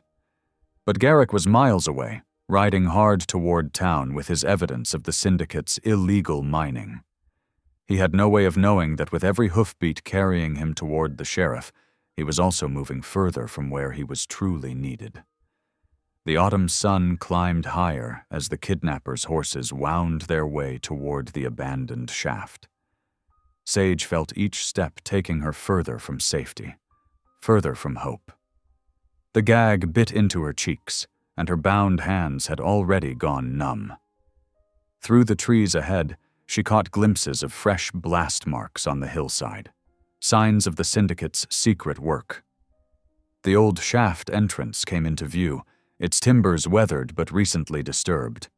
A cold breeze leaked from its dark mouth, carrying the musty smell of earth and rot.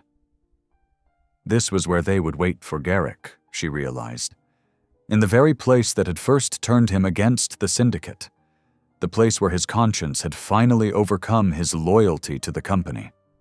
And now it would become the place where he would have to choose between his land and his wife. The abandoned mineshaft's mouth gaped like a wound in the mountainside. Sage stumbled as Sutter's men pushed her forward, her bound hands making it impossible to catch her balance. The musty smell of damp earth and rotting timber filled her nostrils as they forced her deeper into the darkness.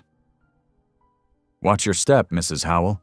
Sutter's voice dripped with false concern. "These old support beams ain't what they used to be. Your husband would know. He put most of them in himself." Their boots crunched on loose gravel and splashed through shallow puddles. A lantern swung from Sutter's hand, casting wild shadows that danced across the rough-hewn walls.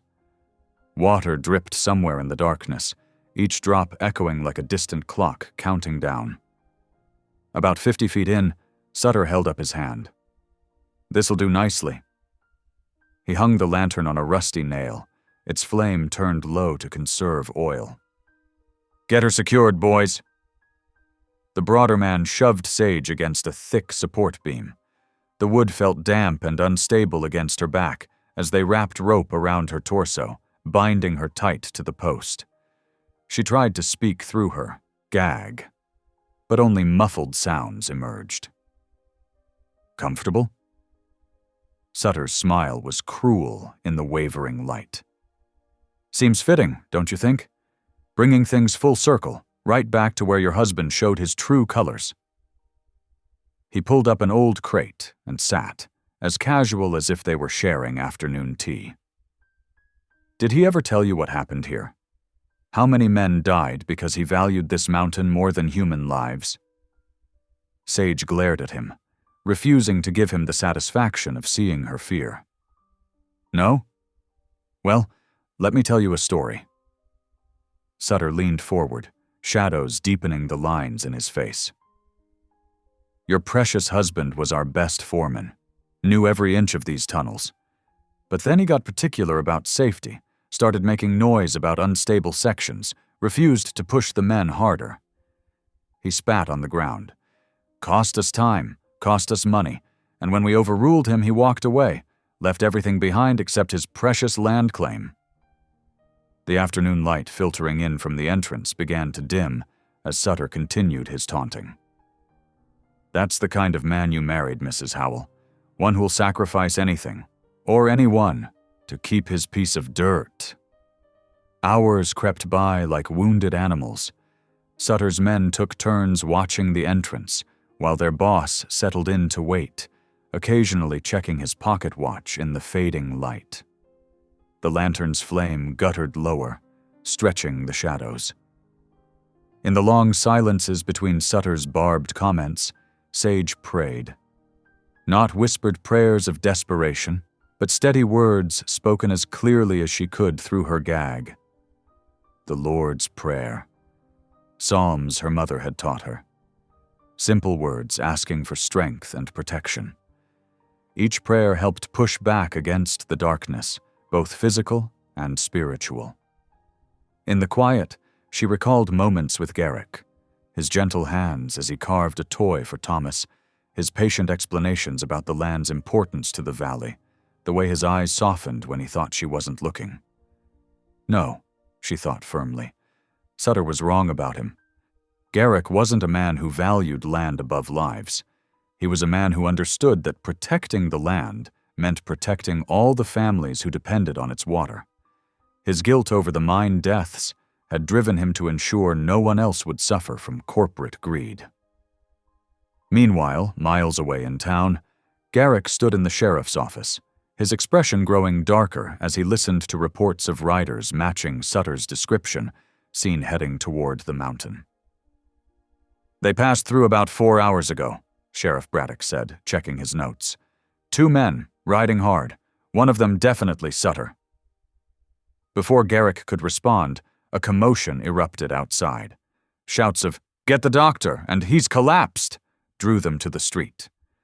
There, covered in dust and barely conscious, lay Thomas. His small chest heaved with exhaustion, and his feet were bloody from running miles down the mountain trail. "Thomas!" Garrick knelt beside the boy, gathering him up. "What happened? Where's Sage?" Between gasping breaths, Thomas managed to tell his story. The syndicate men breaking in, Sage being taken, how he'd hidden in the loft, and then run for help as soon as they'd gone. "They took her to the old mine," the boy whispered before his eyes fluttered closed. Said you'd know which one." Garrick's face went pale. He knew exactly which mine they meant, the one whose collapse still haunted his dreams. He carried Thomas into the doctor's office himself, ensuring the boy was in good hands before striding toward the livery stable. "Hold on now," Sheriff Braddock called, hurrying after him. "Let me gather a proper posse. We can be ready to ride in an hour." "An hour's too long." Garrick checked his horse's girth strap. "Those support beams were rotting 3 years ago. Now?" He shook his head. "Every minute matters. You can't take on Sutter and his men alone." "Watch me." Garrick's voice was steel as he mounted up. He tied a lantern securely to his saddle horn, checking that it was full of oil. The sun had already set behind the mountains, painting the sky in deep purples and blues. Garrick turned his horse toward the trail, the lantern swaying gently as the animal moved. "At least wait for backup," the sheriff shouted after him. But Garrick was already spurring his horse into motion, thundering out of town as the first stars began to appear. The lantern's light bobbed and swayed, marking his progress as he pushed his mount hard up the darkening mountain trail. Time seemed to stretch and compress as he rode. Every hoofbeat carried him closer to Sage, yet the distance felt endless. His horse's flanks were soon lathered with sweat, but he couldn't afford to slow down. Not with Sage in danger. Not in that unstable shaft. The night pressed in around his small circle of lantern light as he urged his horse ever upward. Branches whipped past his face.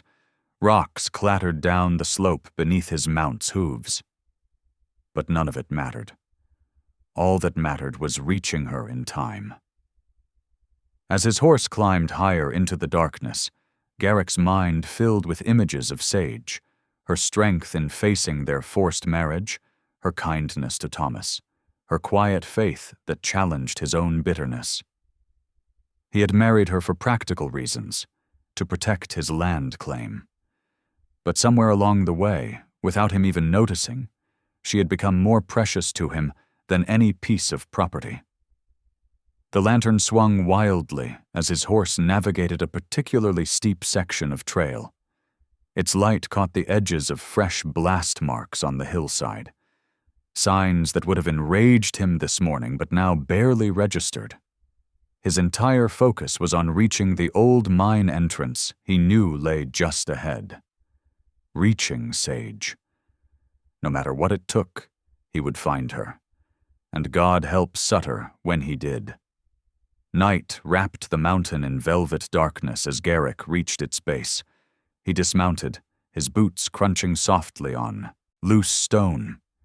The familiar smell of pine and mineral-rich earth filled his lungs as he tied his horse to a sturdy trunk, well hidden from the main trail. Taking only his lantern and weapons, he began the treacherous climb. Old miners' paths zigzagged up the slope, paths he had walked hundreds of times as foreman when his greatest worry had been meeting production quotas. Now, Those same trails might mean life or death for Sage. An hour later, his shirt was soaked with sweat despite the cold. The lantern's glow barely reached his feet as he picked his way higher. One loose stone could send him tumbling to his death.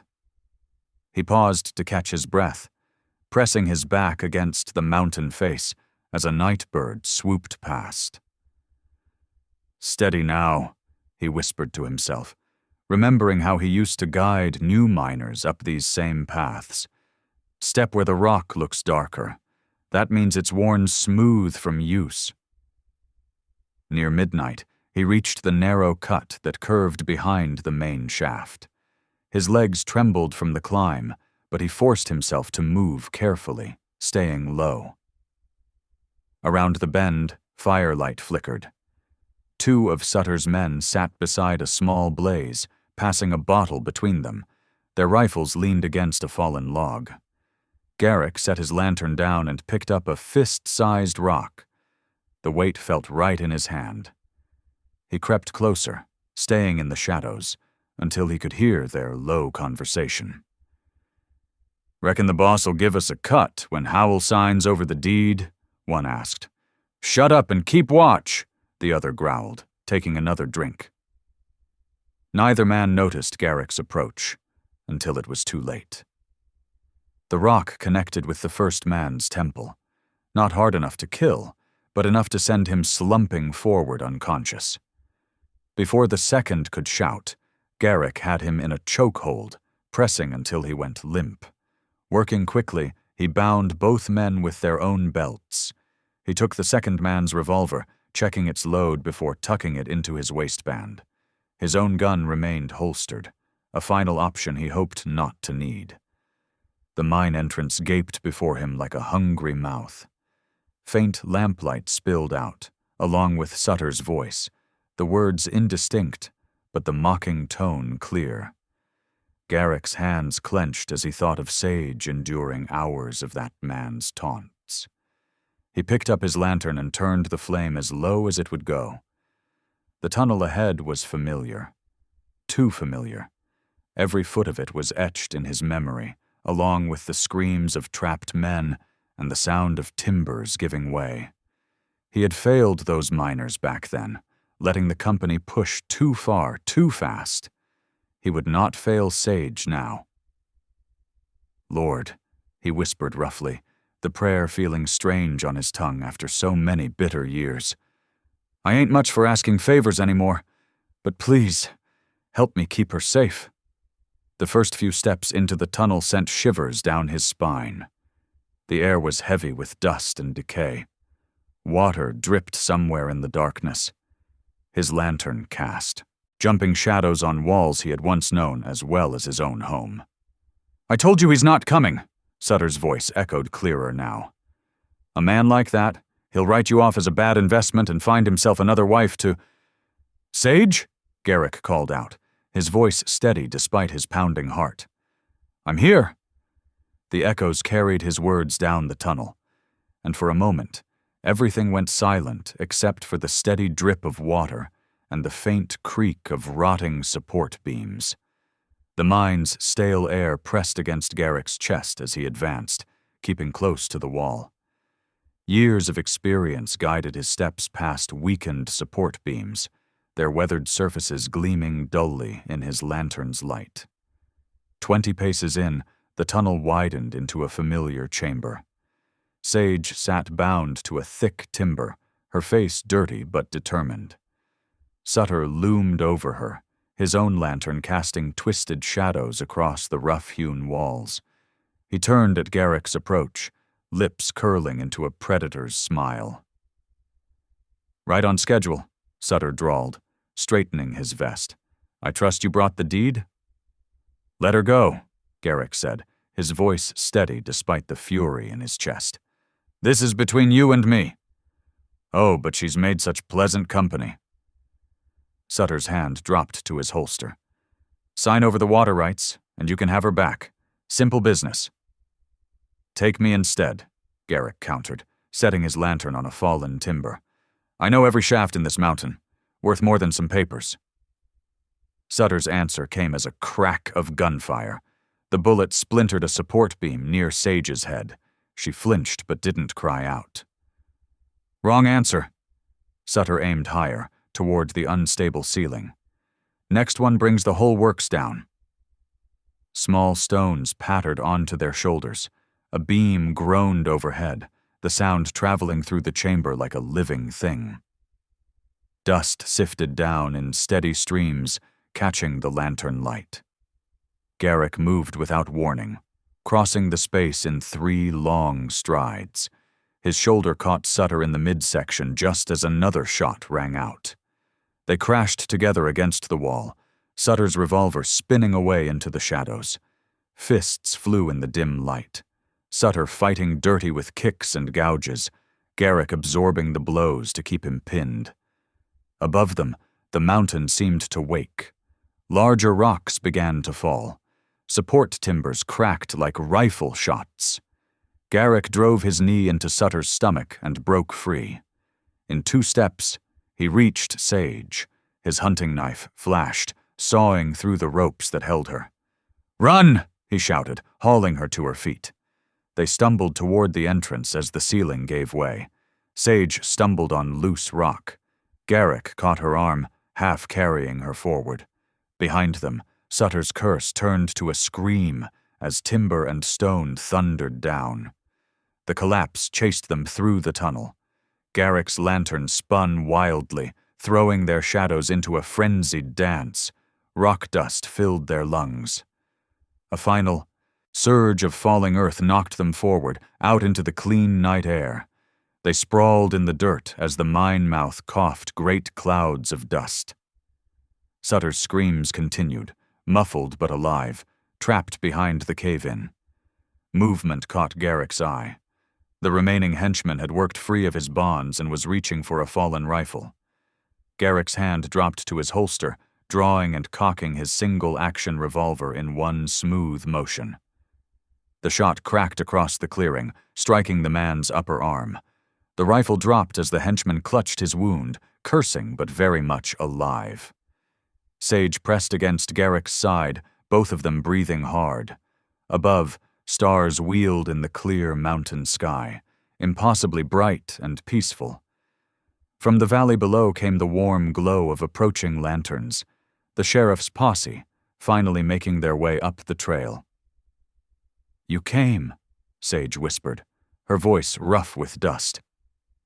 "Always will," Garrick answered, his arms steady around her shoulders as they watched the riders approach through the darkness. First light painted the mountain gold as Sheriff Braddock and his deputies secured the mine site. They dug through the partial collapse for over an hour before hauling out Jeb Sutter, dusty and battered, but alive. His once fine vest hung in tatters as they bound his hands. "Careful with that shoulder," Garrick told the deputies as they tended the wounded henchman. The man's eyes held a mix of pain and puzzlement, clearly stunned that Garrick had chosen to wound rather than kill. The journey down the mountain stretched through the warm autumn morning. Wagon wheels creaked over rocky trails, while the prisoners sat sullenly under armed guard. Sage rode beside Garrick, her hands steady on the reins despite her obvious exhaustion. By early afternoon, they reached town. A crowd had gathered outside the courthouse, drawn by rumors of the night's events. Pastor Turner stood on his porch, young Thomas fidgeting beside him. The moment Sage dismounted, the boy broke free and ran to her, wrapping his arms around her waist. "Miss Sage!" His voice cracked with relief. "I was so scared, but I ran fast as I could to get help." She hugged him close. "You did exactly right, Thomas. You helped save my life." Inside the courthouse, witnesses filed forward one by one. Martha Jensen, who ran the general store, described syndicate men threatening to burn her out if she extended credit to resisting ranchers. 3 different farmers testified about fouled water killing their livestock. The widow Collins brought a length of cut fence wire, still bearing traces of Silver Crown Mining Company paint. The land clerk, sweating under oath, confirmed what many had suspected. "They made me falsify the surveys," he admitted, unable to meet anyone's eyes. "Said they'd ruin me if I didn't." The wounded henchman proved the final blow to the syndicate's power. From his guarded hospital bed, he detailed years of threats, sabotage, and violence. "Mr. Howell could have killed me clean last night," he finished quietly. "Reckon I owe him the truth." As the sun settled towards the mountains, the territorial judge's gavel fell with decisive force. He ordered all syndicate assets seized and their operation banned from the territory. Sutter's smirk finally cracked as deputies led him away to await trial. After the crowds thinned, Garrick touched Sage's elbow. "There's something I need to do at the land office," he said softly. "Would you come with me?" Inside the cramped office, he filed new papers with careful deliberation. Sage watched as he added her name alongside his on the deed to the creek land, making them equal partners in the property. "You don't have to decide anything now," he told her, his voice gentle. "The land is yours either way." That evening, oil lamps cast warm light through the parsonage windows as Pastor Turner provided them a quiet refuge. After supper, Garrick asked Sage to join him on the porch. She wrapped a shawl against the cooling air and followed. They stood in the spill of lamplight from the window. Garrick's weathered hands gripped the porch rail as he gathered his thoughts. "I did wrong by you," he began, his voice low and earnest. "Tricking you into marriage, even for good reason, wasn't right. But these past weeks—" He drew a steadying breath. "These past weeks have shown me what a true partnership could be, what love could be." He turned to face her fully. "I love you, Sage McKenna. Not for the land or the law, but for your strength and your heart. If you'll have me, I'm asking you to stay as my wife. Your choice this time. No pressure, no tricks." Tears gleamed in Sage's eyes as she drew an unsteady breath. Sage lifted her tear-brightened eyes to meet Garrick's anxious gaze. "I never expected this," she whispered, her voice steady despite the emotion filling her chest. "When they told me I had to marry you, I thought my life was over.